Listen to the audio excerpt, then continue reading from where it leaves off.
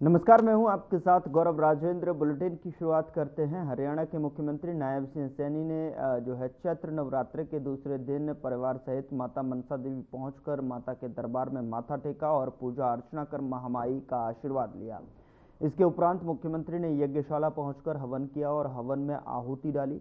इस अवसर पर उनकी पत्नी सुमन सैनी और बेटे विनय सैनी ने भी माता का आशीर्वाद लिया। मुख्यमंत्री नायब सिंह सैनी ने प्रदेशवासियों को चैत्र नवरात्रि की बधाई और शुभकामनाएं दी। उन्होंने कहा कि महामाई से हरियाणा वासियों के सुख समृद्धि की प्रार्थना की है।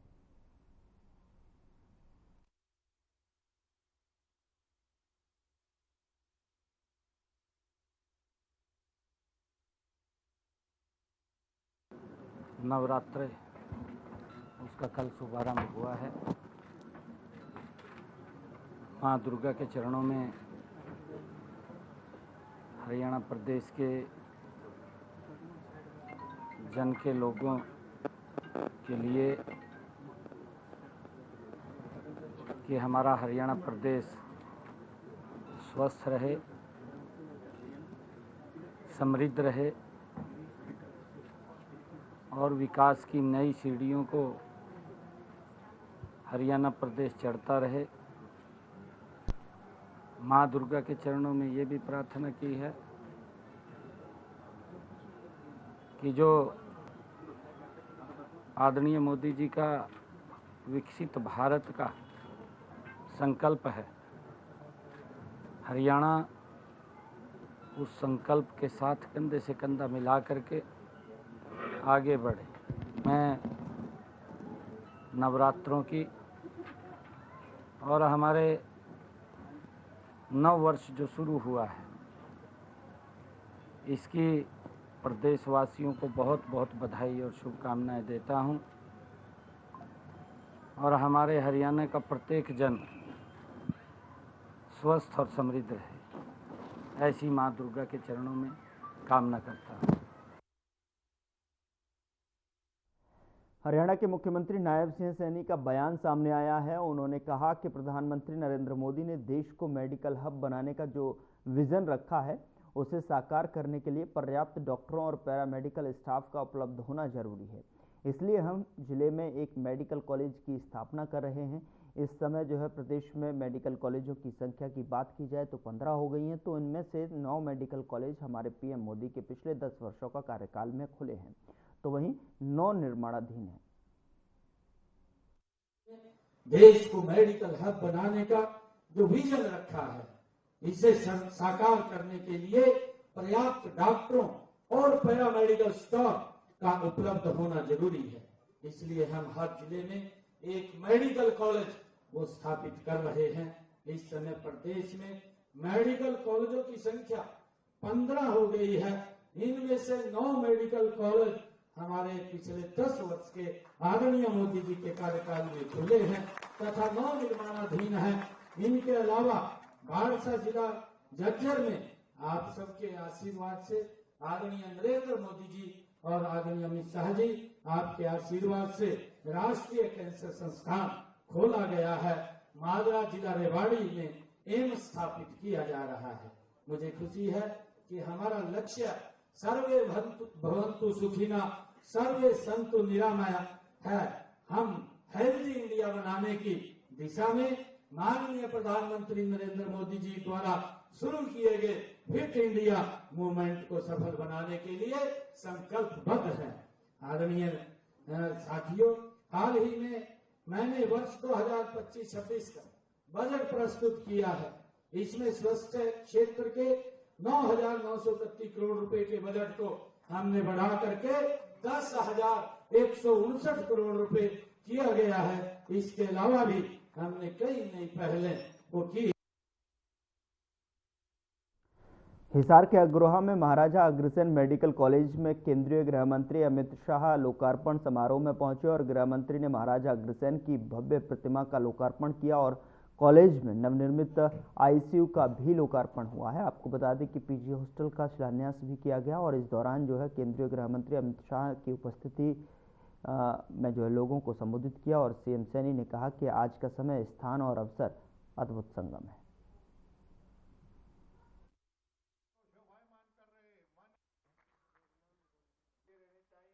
हमें लगातार उस रास्ते पर आगे बढ़ते हुए हम सबका मार्गदर्शन करती रहेगी।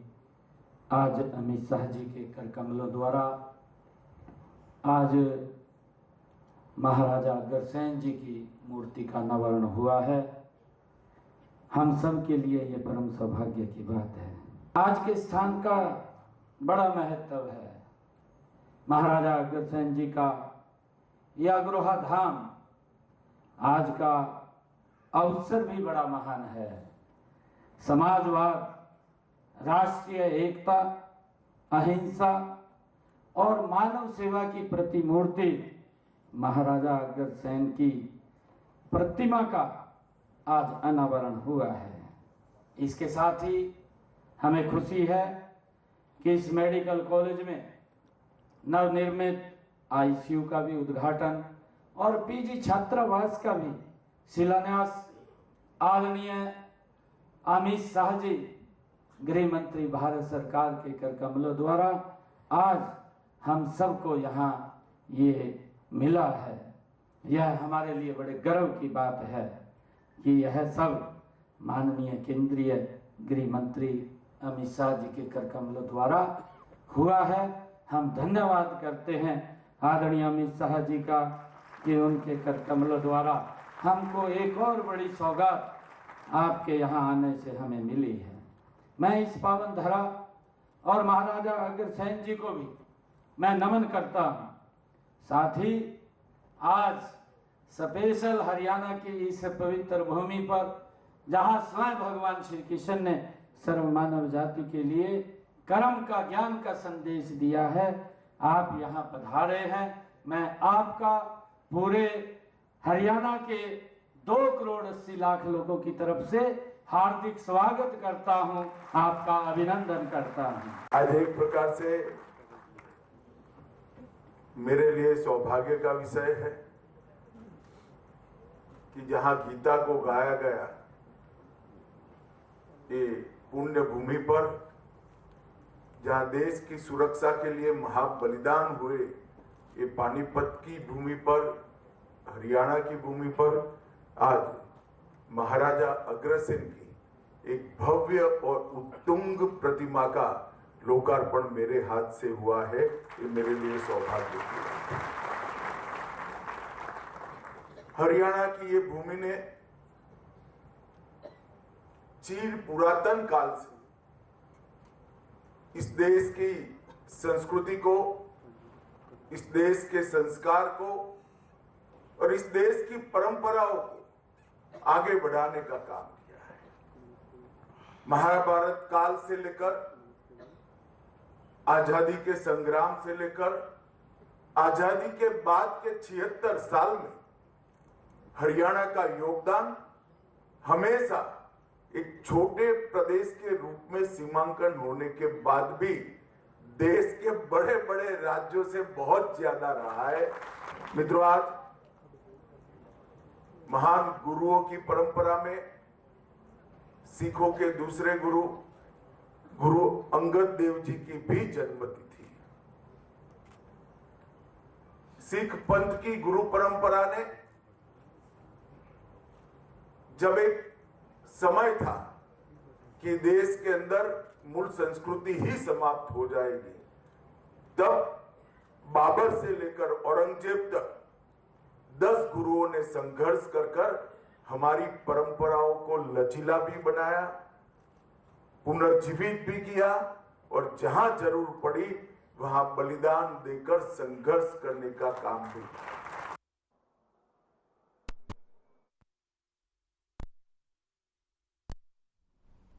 सिरसा की पूर्व सांसद सुनीता दुग्गल ने सिरसा रेलवे स्टेशन का दौरा किया। आपको बता दें कि पूर्व सांसद सुनीता दुग्गल मीडिया से रूबरू हुए और वहीं सुनीता दुग्गल ने कहा कि बीजेपी सरकार में सिरसा संसदीय क्षेत्र में 5 अमृत स्टेशन बने हैं। प्रधानमंत्री ने अलग अलग स्कीम के तहत में अमृत स्टेशन और अमृत सरोवर देश और प्रदेश को दिए हैं, तो वहीं गांव में पुराने जोहड़ दिखने वाले तालाब आज सुंदर सरोवर का रूप ले चुके हैं। तो वहीं आपको बता दें कि जिस तरीके से फतेहाबाद जिले की पुरानी मांग थी, अब जल्दी पूरी होने वाली है।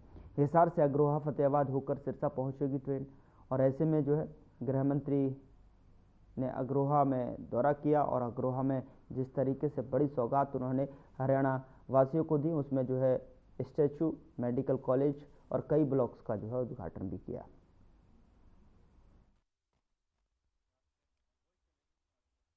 मैं बहुत बहुत धन्यवाद करती हूँ माननीय प्रधानमंत्री नरेंद्र मोदी जी का कि जो एक अमृत काल में अमृत महोत्सव के तहत ये अमृत स्टेशन बने हैं। और खासकर अगर मैं सिरसा लोकसभा की बात करूं तो 5 अमृत स्टेशन जो हैं उनकी रेनोवेशन हुई है। आप देख रहे हो कैसे पूरा सिरसा के जो ये रेलवे स्टेशन का कायाकल्प हो गया है। यहाँ के जो स्थानीय लोग हैं उनको विश्वास नहीं हो रहा है कि ये वही रेलवे स्टेशन है सिरसा का, लेकिन आप देख सकते हो कि कितनी सुविधाएं जो हैं यहाँ पर हमारी सरकार ने दी हैं।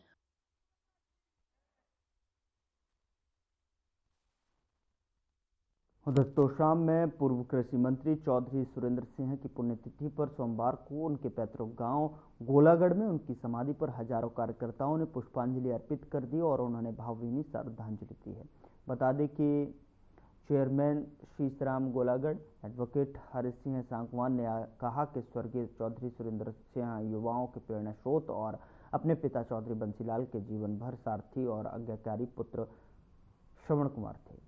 उन्होंने कहा कि पूर्व कृषि मंत्री चौधरी सुरेंद्र सिंह जीवन भर अपने पिता चौधरी बंसीलाल का क्षेत्र के विकास में महत्वपूर्ण योगदान दिया। चौधरी सुरेंद्र सिंह ने कृषि मंत्री बनते ही पहले अपनी कलम से राजस्व रिकॉर्ड को कंप्यूटराइज और ऑनलाइन करने का फैसला किया था। पुष्पांजलि अर्पित करते हुए उन्होंने कहा कि चौधरी सुरेंद्र सिंह ने अपना जीवन संघर्ष करते हुए बिताया। वे युवाओं के लिए प्रेरणा स्रोत थे।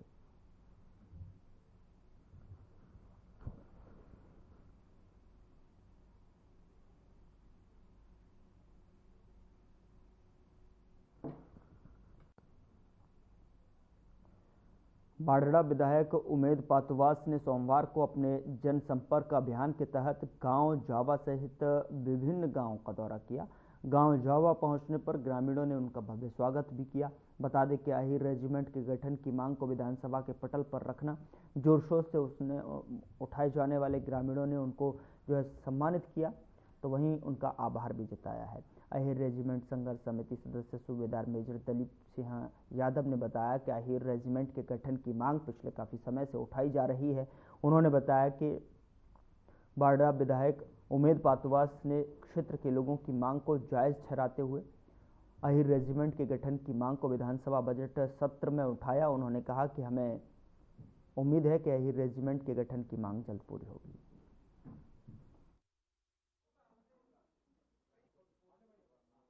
अच्छा विश्वास के दम पर भारतीय जनता पार्टी को केंद्र के अंदर बनाने के लिए आपका योगदान धन्यवाद देता हूँ, आभार व्यक्त करता हूँ। आपने जिस प्रकार 2014 में भी हमारे कुमानी शाह ने खड़ा उसका गुलाल उड़ा दिया था, अच्छी खासी वोट इस गाँव में दी थी। ये चुनाव निरंतर रहा। 24 में पहले लोकसभा का चुनाव था, मैं एमपी साहब की गाड़ी नहीं रखता था। कोई गाड़ी कोई गांव ऐसा नहीं बचा जिसमें मैं उनके साथ नहीं गया, पीछे से नहीं आया। आपने उस टाइम भी भारतीय जनता पार्टी पर जो विश्वास जताया, हमारे लोकप्रिय एमपी को तीसरी बार आपने लोकसभा में भेजने का काम किया। उसके बाद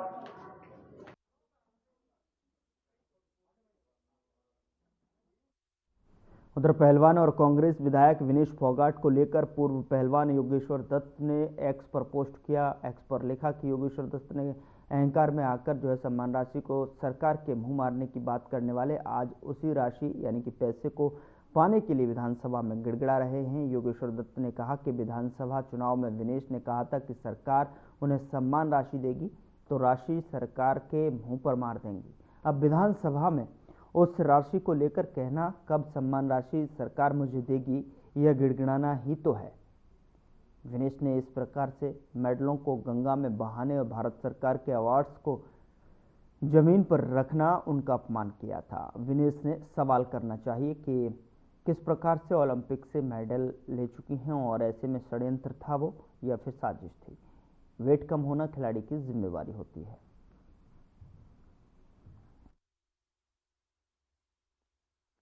सभी को राम राम। देखिए, कोई तंज बड़ा वेट नहीं है, ये सच्चाई है। और मैंने यही बात बोली है कि भाई समय बड़ा बलवान होता है रैंक कार में आके किसी को भी कोई बड़ी बातें नहीं बोलनी चाहिए।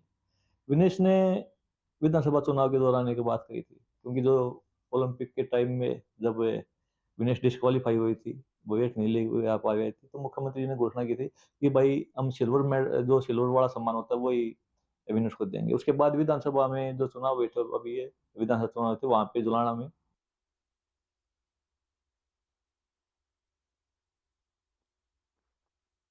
उधर सिरसा के युवाओं के टैलेंट को उभारने के लिए आहूजा प्रोडक्शन की तरफ से आइकॉन ऑफ इंडिया 2025 का आगाज 13 अप्रैल 2025 को शाम 7:30 पर किया जाएगा। और इस कार्यक्रम के तहत जो है गीत संगीत और मॉडलिंग, जिसमें हरियाणा, पंजाब, जम्मू, राजस्थान से कलाकार प्रतिभागिता कर अपनी प्रतिभा का प्रदर्शन करेंगे। उक्त बातें संस्था के निदेशक यश आहूजा ने सोमवार को मीडिया से रूबरू होते हुए बता दी। आपको बताएं कि उन्होंने बताया कि कार्यक्रम में बतौर मुख्य अतिथि लॉयन क्लब सिरसा अमर के संस्थापक अध्यक्ष स्वामी रमेश साहूवाला शिरकत करेंगे, जबकि अध्यक्षता राजकीय प्राथमिक स्कूल की हेड अंजू देवी करेंगी। वहीं गेस्ट ऑफ ऑनर में पंजाबी संगीतकार अरमान गिल और हरियाणवी कलाकार गोस्वामी सिस्टर अर्पित सर्राफ और साकिब सिंगला अपनी उपस्थिति दर्ज करवाएंगे। इतना आगे बढ़ा हुआ ना, जिस तरह से दिल्ली है, बॉम्बे है, जलंधर है, चंडीगढ़ है, तो सिरसा शहर में भी बच्चों की प्रतिभा बहुत है। हमने एक बार 2 साल पहले प्रोग्राम कराया था, उसमें भी बच्चों की ये प्रतिभा उभर के आई थी। तो हमने अपने चंडीगढ़ से जो है आहूजा प्रोडक्शन के मालिक यश आहूजा जी यहाँ विराजमान अपने साथ, 2 मॉडल भी बैठी है।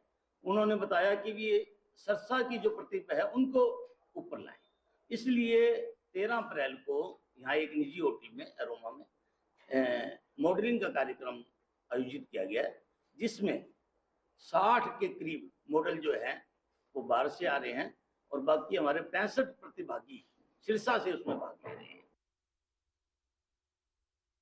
खबर रेवाड़ी से है, जहां पर 1 अप्रैल से मंडी में 2425 रुपये के समर्थन मूल्य पर गेहूं की सरकारी खरीद शुरू होने जा रही है, जिसका जायजा लेने मंडी में पहुंचे रेवाड़ी विधायक लक्ष्मण सिंह यादव ने किसानों से बात की और कहा कि सभी व्यवस्थाएं दुरुस्त पाई गई हैं और वैसे भी भाजपा किसानों की सरकार है, उन्हें किसी प्रकार की दिक्कत नहीं आने दी जाएगी। और वहीं विधायक लक्ष्मण यादव ने कहा कि मंडी में खरीद के साथ साथ उठान प्रक्रिया भी उतनी ही तेजी से चल रही है, ताकि मंडी में जाम के हालात ना बने।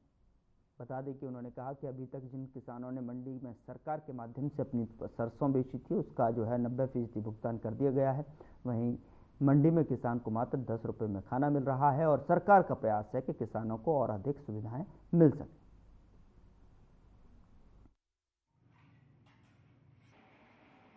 देखिए, सारे अधिकारी आपके साथ हैं और हमने किसानों से भी बात करी है, तो सारी व्यवस्थाएं सुचारू रूप से चल रही है, किसान भी खुश है और सारे अधिकारी इस पर काम भी कर रहे हैं, फोकस भी कर रहे हैं, किसी तरह की परेशानी ना रहे किसान को, क्योंकि सरकार ये किसानों की सरकार है। और मैं कह सकता हूँ टाइम टू टाइम, जैसे समय समय पर किसानों को सरकार संभालती रहती है, हमारी भी आप देख रहे हो कि आज हम आए हैं और आगे भी ये लंबा चलने वाला है। और बड़ी बात यह है, साथ के साथ हम सरसों को परचेज भी कर रहे हैं और किसान का पैसा भी डाला जा रहा है। अभी आपने मैंने अधिकारी से पूछा तो 29 करोड़ 39 लाख रुपए डाल चुके हैं। गेहूँ की सरकारी खरीद शुरू हो रही है जी। इसका निर्धारित मूल्य जो है 2425 रुपये निर्धारित है और मंडी में आने वाले किसानों के लिए हम किसी प्रकार की कोई परेशानी नहीं होगी। हमने अपनी सारी व्यवस्थाएं पूर्ण कर रखी है। किसानों के लिए बैठने के लिए किसान विश्राम भवन है, पीने के लिए शीतल जल के लिए 8-10 हमने वाटर कूलर का इंतजाम कर रखा है। किसानों भाइयों के लिए यहाँ एक अटल कैंटीन है, जिसमें 10 रुपये प्रति थाली के हिसाब से किसान भाइयों को सरस और स्वादिष्ट भोजन उपलब्ध कराया जाता है। तो किसी प्रकार की कोई दिक्कत हम किसानों को नहीं आती।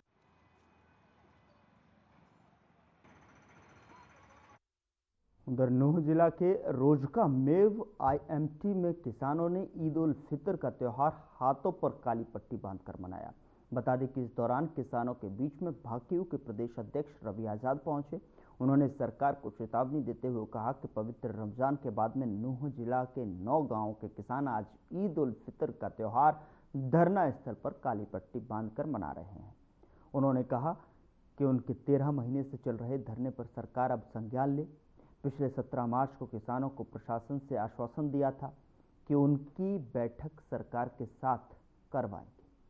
अगर उनकी मांग नहीं मानी गई तो आगामी 7 अप्रैल को जो है काम को रोको महापंचायत की जाएगी।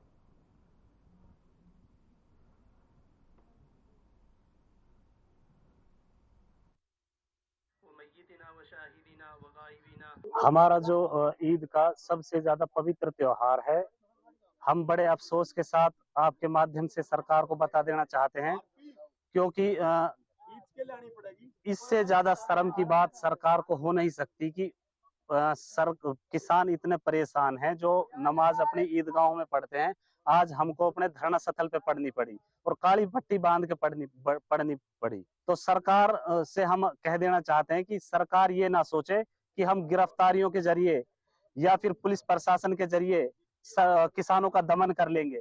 किसान बिल्कुल पीछे नहीं हटने वाला है।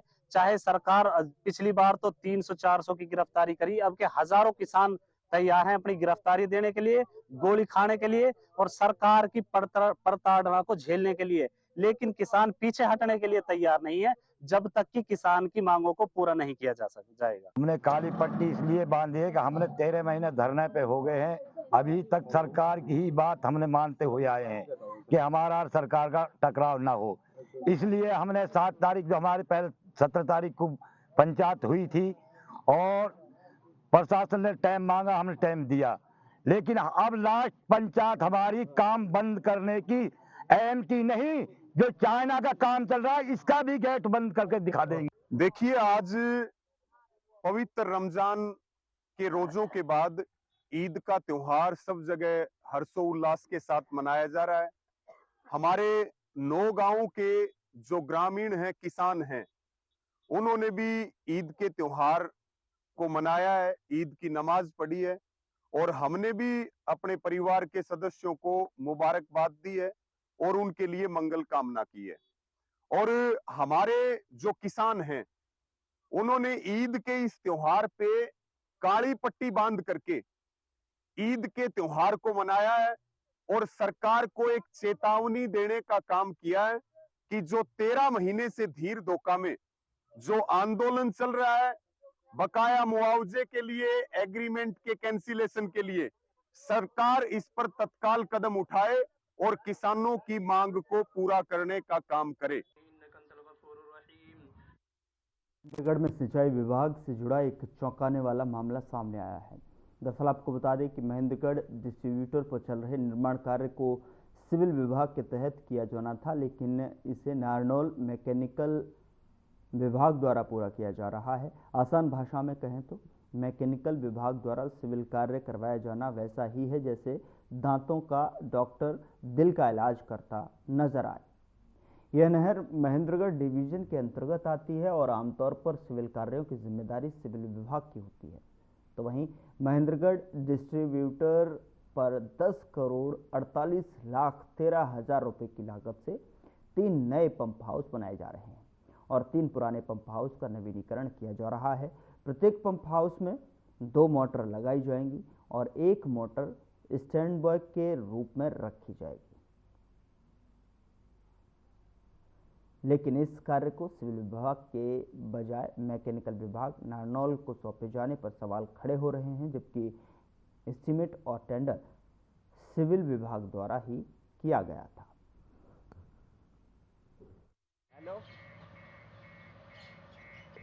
कार्य तो अभी महीना पहले ही शुरू हुआ है और अभी उस पे पंप हाउस का रिहेबिलिटेशन, नए पंप हाउस बन रहे हैं और उनकी इंक्रीजिंग कैपेसिटी की वजह से वो स्ट्रक्चर पुराने हो गए थे, इसलिए नए वो बना रहे हैं। पाइपलाइन तो मेरी नॉलेज में नहीं है, बाकी पंप हाउस बन रहा है जी और हमारे मैकेनिकल विंग है वो उन्हें बना रही है। हायर अथॉरिटी के आदेश के अनुसार उनको काम दिया गया, क्योंकि उसमें सिविल का भी काम है और मैकेनिकल का भी काम है।